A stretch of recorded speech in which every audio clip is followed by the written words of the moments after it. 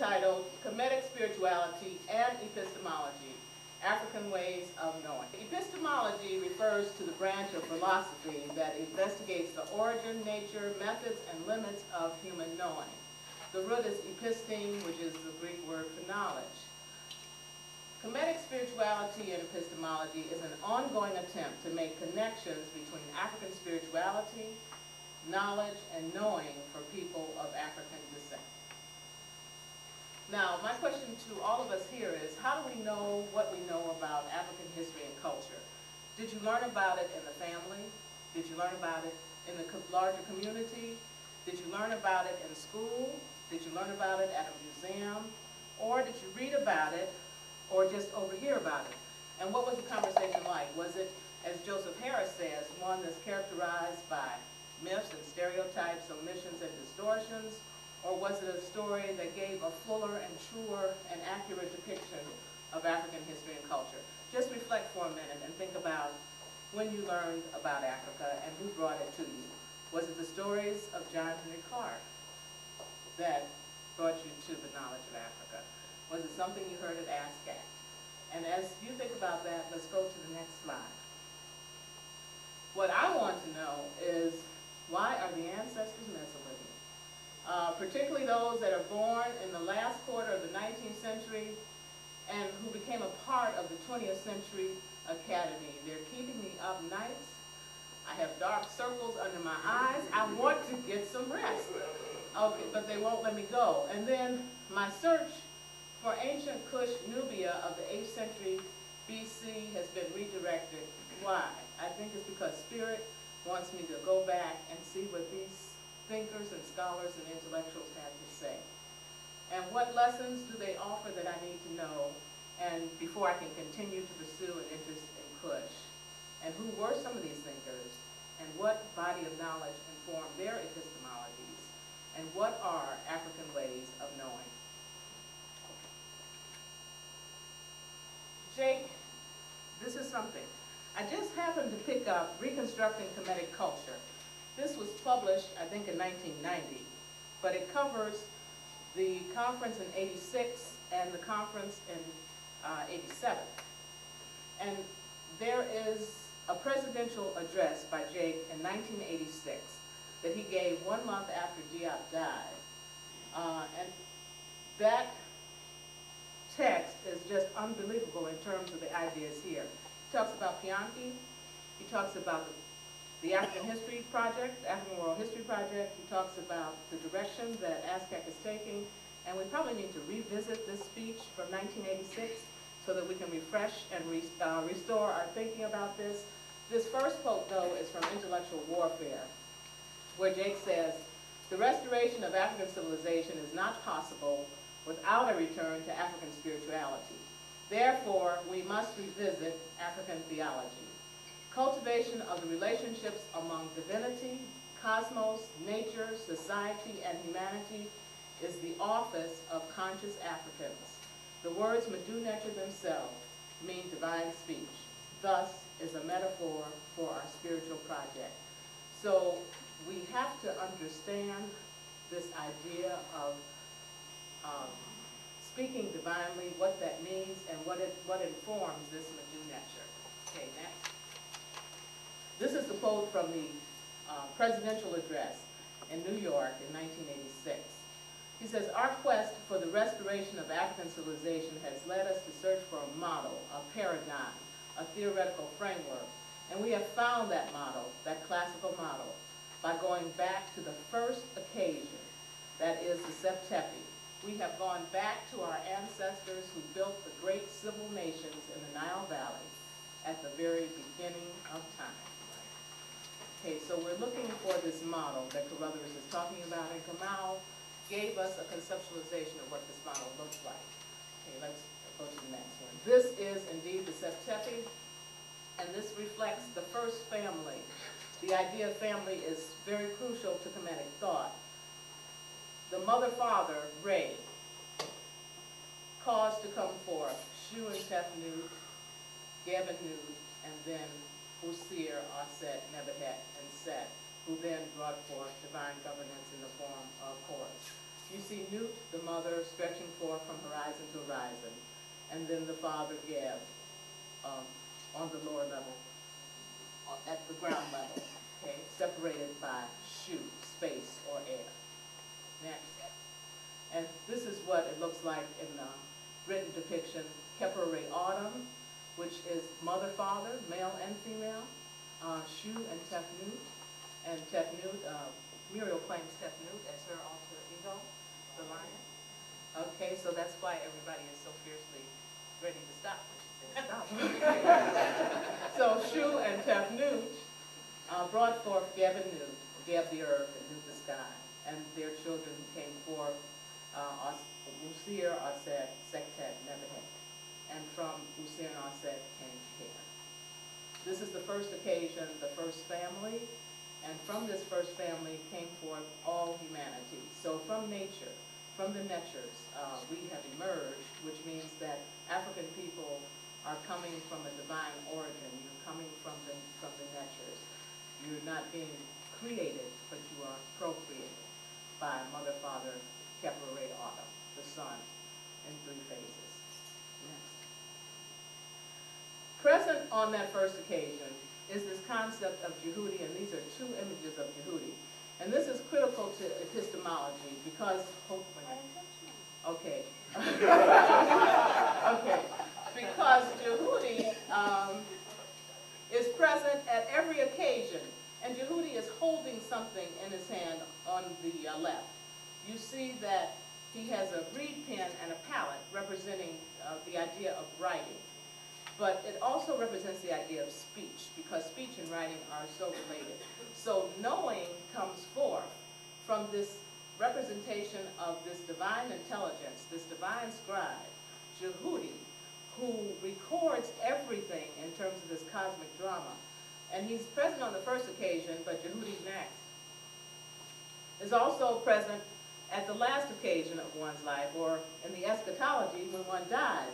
You see Djehuty standing by the scales, recording what's going on. So there's not a time that Djehuty, it must be the flash drive, there's not a time that Djehuty is not present. Let's look at some of the dimensions of Djehuty and how it informs our epistemology. He's represented with a male body and the head of an ibis bird. Ben Levy liked to say that the head of the bill of the ibis bird looks like a reed pen. And represents writing, yes. And also, Oscar, I meant to say thank you, because I know what it is like to stay up nights and not being able to get any rest. And the work you put into the monument upstairs, and you said you couldn't rest. They wouldn't leave you alone. Okay. Present at the Septepi was Djehuty on the first occasion, the creation of the 8 infinite ones at the city of Kemetic. And also present at the judgment scene, always recording, always writing. So this idea of a literate people, a people where speech is important, where things are written down. There's a record, so there is a continuous historical record of the Nile Valley. The divine scribe, representing writing and literacy, but also representing this idea of Madu Nefer, good speech, which is rational speech, speech informed by thought and not by emotion. He represents the idea of wisdom and knowledge, or epistemology, as also measurement, mathematics, and reckoning time. Okay. The parallel to Djehuty is Maat. This is a sister who is universal African law, but she's also the foundation of Kemetic society, the Kemetic world. And she was also present on the first occasion. Djehuty was there, and Maat was there in the Kemetic story. Maat was on the bark with Kepere Autumn when it rose on the eastern horizon.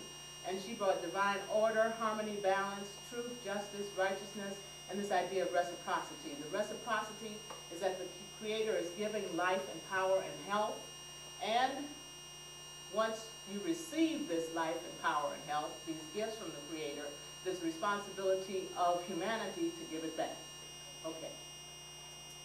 Now, where do you find this African deep thought, as Jay called it, and these ideas of epistemology? There are some texts that these appear in. and they're very prevalent. One is the instruction of Djehuty.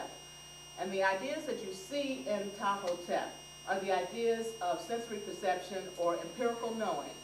You also see in Djehuty the idea of life experience, where he is talking as a 110-year-old man who is telling what his life was like and how he practiced Maat through African speech. You also see the idea of reading and literacy, because this story is written down. He's telling the speech, but it's also written. You see also the idea of knowing through intuition, because he is listening to the ancestors who have listened to the gods. And this is a very profound idea, because you don't just know because you read something or because you did it, but you know because intuitively there is a force, a greater force, a spirit who can inform you when words fail or when mind fails or when experience fails. And what he is doing is transmitting this knowledge through speech. So what we have in terms of epistemology from Djehuty is the idea of a curriculum. He's giving us a curriculum, but also he's giving us the methodology as well as the pedagogy of the curriculum. In the Shabaka text, and Benachi covered this very well, you have the idea of naming the African world. This was done at the beginning of time. The Netchers named things. But what you also have is how cognition takes place as a result of perception, the seeing of the eyes, the hearing of the ears, the smelling of the nose, etc. And in Pianki's Victory Stela from the 28th dynasty, you have again this epistemology. How does he know that Kemet needs to be restored? What makes him leave Kush and go to Kemet? And then once he gets to Kemet, he goes to every city. And when he goes to the cities, he stops and he prays. He uses spirituality. He gives honor to Amun, and not just Pianki, but the whole army. And then once he is victorious in Kemet, he doesn't stay there. He goes back home. He goes back to Kush. Okay. This is from Djehuty, just to give you a sense of this idea of how we know. This is Djehuty at 110 years old, and this is what he can no longer do. But by understanding what he can no longer do, we also understand what he used to do. He says, "O king, my lord, age is here, old age arrived. Feebleness came, weakness grows. Childlike one sleeps all day. Eyes are dim, ears are deaf. Strength is waning through weariness. The mouth silent speaks not. The heart, which means mind, void, recalls not the past. The bones ache throughout. Good has become evil. All taste is gone. What age does to people is evil in everything."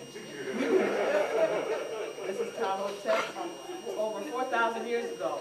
"The nose clogged breathes not. Painful are sitting and standing." And he says, "May this servant," referring to himself, he was prime minister, "be allowed to make a staff of old age, so as to tell him the words of those who heard, the ways of the ancestors who have listened to the Netchers." So we see again this knowing through senses, the empirical knowing. We see the intuitive knowing, looking at the ancestors and the gods, and we see the transmission of speech, the oral speech, but also that this is written down. Okay? And then from the Shabaka text, and we can move from this because Benachi already did that. Thank you so much. The seeing of the eye and the hearing of the ear. Okay, next. Now, these are some people who have informed us about Africa. And these are people, many of the males who were in the academy. Carter Godwin Woodson, who was born in 1875 and died in 1950. He was the first black to get a PhD who was not from the North and who did not come from a more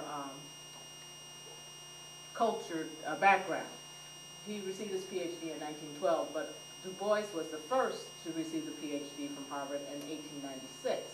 And William Leo Hansberry went to Harvard and received a BA in 1921 and a master's in 1932. We have people affiliated with them or doing some of the same ideas. Drusilla Dungy Houston, who wrote The Wonderful Ethiopians of the Ancient Kushite Empires. She did not have a college degree, but she was an educator, she was a journalist, and she was a prolific writer. Mary McLeod Bethune worked with Carter G. Woodson at the Association for the Study of Negro Life and History in the last 15 years of her life. So there's so many connections here, and there's so much that all of these African thinkers have taught us in ways of looking at Africa through the African lens and not through the European lens. Okay, next. Just some bullet points about Carter G. Woodson. Born 1875, died 1950, PhD from Harvard. He taught in the United States and in the Philippines. He traveled extensively to Europe, and in some phase of his life, he taught himself French and Spanish while he was in the Philippines so he could be more effective as a teacher. That was after he left the University of Chicago. Some of his publications, the Journal of Negro History. If there were enough time in the world to go back and read all those issues, it would be wonderful, but there's not that much time in the world. The Negro History Bulletin, intended for a more popular audience. 1926, the Negro History Week that Mario spoke of yesterday with the quotes from Woodson about Negro History Week, the Association for the Study of Negro Life and History. He was at Howard for a year, then he went to West Virginia Collegiate Institute. He founded the Associated Publishers, and he struggled with the white funders for money, and the Rockefeller Foundation, Phelps Stokes, Carnegie, just the whole complement. And they were always withholding funds or refusing to give funds. So he relied on his own resources to, and on the people. He went to the community, and this is the motto of epistemology, because he felt so impassioned about teaching the truth about African history and about Africa to African people. He was so impassioned. So he said, just give $1. If everybody just gave $1, we could keep this going. And black people responded, and they used his materials. Teachers used his materials. He was always consulting with school districts. He sounds so much, in some aspects, like Asa and the work that Asa did during his lifetime. This man's life is phenomenal. I don't know how he did what he did in the time that he had. But if we could just do a fraction of what he did, we would really advance the project. Okay, next. William Leo Hansberry. This is another phenomenal person. He was at Howard from 1922 to 1959. He did, in those years, what we're still trying to do today in teaching about Africa. He developed his own curriculum materials, primary source materials, and influenced so many people. He started the program of African Studies at Howard University. He also took courses at the Oriental Institute, briefly here in Chicago. His Pillars of Ethiopian History, there's a bio of him by Joseph Harris at the beginning of that, and then he has another major work, Africa and Africans as Seen by Classical Writers. All of these men are heroes, are intellectual heroes. These are scholars that we need to know more about. And at this point, they have me sort of in a grip, so I can't get any sleep at night because they're in the bed with me, so it's been difficult. All right, but it's been good. Okay, next.